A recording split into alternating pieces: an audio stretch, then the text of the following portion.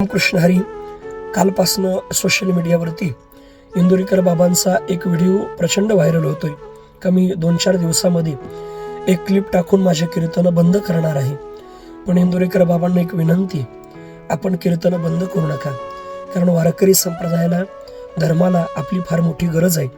आणि ट्रोल करणाऱ्यांना सुद्धा एक विनंती आहे का इंदोरीकर बाबांसारख्या धर्मावरती प्रेम करणाऱ्या, वारकरी संप्रदायावरती प्रेम करणाऱ्या महात्म्याला आपण ट्रोल करू नका.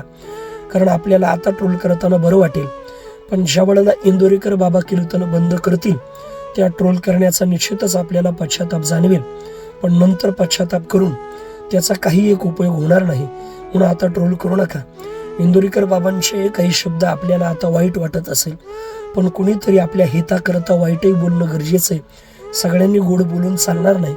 इंदोरीकर बाबांचे शब्द आपल्याला आता वाईट वाटत असेल, पण तुम्ही ते वाईट शब्द बघू नका.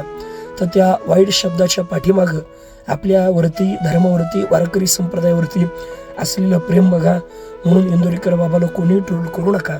आणि इंदोरीकर बाबांना सुद्धा पुन्हा एकदा विनंती का आपण कीर्तन बंद करू नका. रामकृष्ण हरी.